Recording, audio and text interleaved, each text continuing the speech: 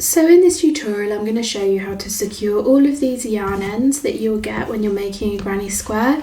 The way that we weave the ends in on a granny square is slightly different to when we weave our ends in rows, and there are many methods of how to do this. I'm going to show you 2 different methods. So for this you're going to need a pair of scissors and then one of these needles. They are large blunt needles and they go by a few different names. So sometimes they're called darning needles, yarn needles and tapestry needles. So I usually recommend going for one that seems ever so slightly too small for the weight of yarn that you've got. So you might be tempted to use one of these bigger ones because it's got a nice big eye that you can put your yarn through, but I find if you use a needle slightly smaller than you think, when you're weaving your ends in, these are actually more secure because as you're weaving back and forth, this needle splits that yarn and kind of knots it inside your crochet. So this is a granny square that we made in my previous tutorials, and you can see I've got ends coming from both sides and there's 2 ends per colour change. So we'll start with this end in the centre. So I usually do at my centre I do a chain ring and not a magic ring because it's more secure, but just to reinforce this even more, I'm actually going to thread that yarn end onto my needle. And then I'm going to work that yarn end back and forth twice around that middle. And what that will do is that will reinforce this stress point at the centre of a granny, because when granny squares come apart, it's usually at the centre. So we want to make sure this centre is extra secure.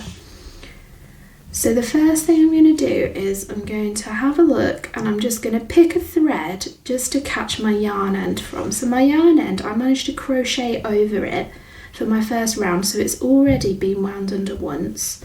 And then what I've done there is I've caught a thread just inside there and I'm going to pull my yarn needle through it. And now I'm going to go back the way that I came, so I'm going to work my way back round underneath the bottom of all those stitches at the centre of the granny square.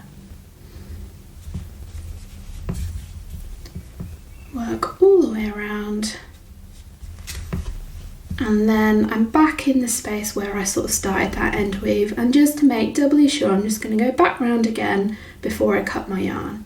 So I'm going to grab a thread there just to make sure I'm catching something before I go back in the opposite direction. Now I'm going to work back around that centre. And what this should be doing, hopefully, is my needle is catching those woven in ends as I go that almost knots it inside my work and makes it nice and secure. So just by going back and forth over the same spot, I've secured that end in the middle.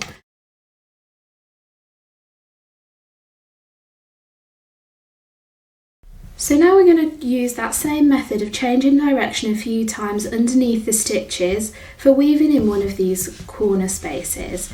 If you've watched my previous granny square tutorials, you know I always recommend that you start and end your rows in a corner because it's easier to weave your ends in. What I mean by this is if we started and ended our row, say here, we wouldn't have a lot of scope to weave that green colour in here, because if we were going to lay our end across, let me show you here, if we were going to weave our end in along here and back again, like we would if we were working in rows, as you were to weave that end in, you can see here, you can actually see that and it looks quite messy. So what we need to do is we need to work with the stitches that we've got in the corners. So I'm just going to show you here of how I would do this method in a corner. So I'm just going to thread this yarn tail on a needle.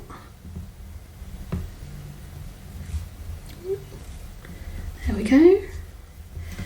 And then what I'm going to do is I'm going to weave it back and forth across this section maybe 2 or 3 times, and hopefully that will secure this end in, especially because we're using this thinner needle, it kind of knots it inside underneath your crochet stitches.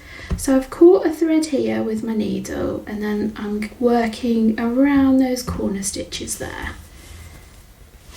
And then I'm going to pick up a thread on this side and then work my way back across those corner stitches there. So I've now changed direction twice. I'm going to do it one more time just to make sure this end is nice and secure, because the lengths of yarn that we're weaving in are quite short in this corner.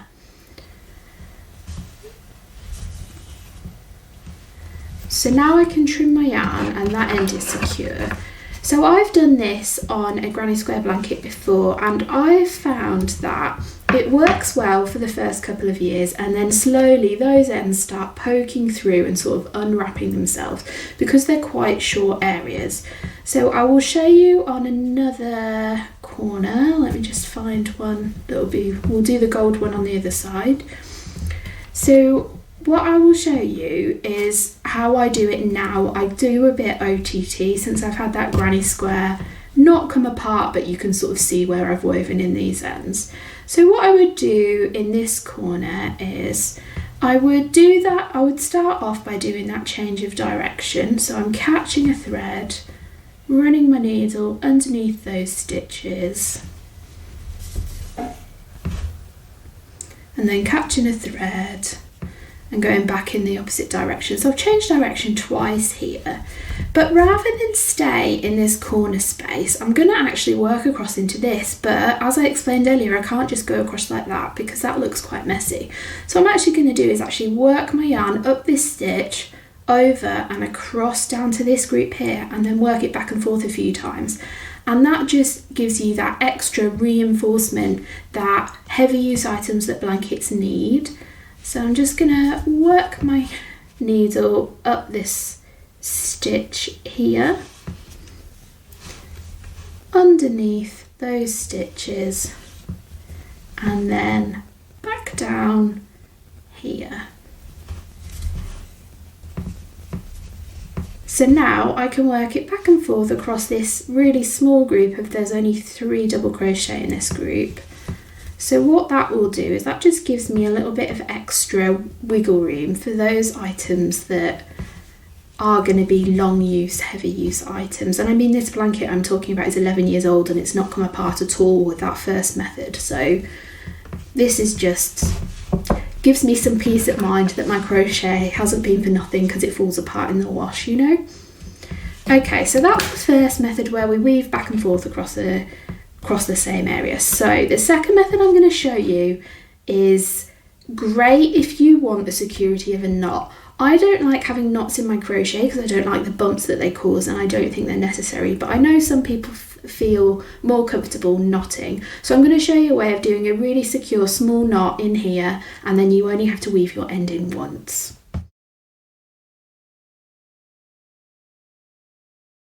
Okay, so I'm not going to thread my yarn tail on my needle this time. What I'm actually going to do is I'm going to use my needle to, I'll just show you a bit closer, is I'm going to split the plies of the yarn. The plies are those smaller threads that are twisted together to make the yarn. So I'm actually going to split it, and this is made of 3 plies, so I'm going to split it 2 to 1, but I try and go about half. I'm going to pull my needle all the way up.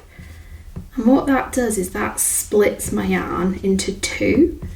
So now I'm going to take 1/2 of that yarn that's been split into 2 and thread that half on a needle, and then I'm just going to put it under one thread just there underneath that stitch so that my knot is concealed underneath the stitch. Let me just bring that a bit closer so you can see what I'm doing. And then what I'm going to do is I'm actually going to tie a double knot or a double square knot with these 2 ends. So I'm going to cross them and then pull one of those ends under the other. So that's our first square knot. Then I'm going to do the same again,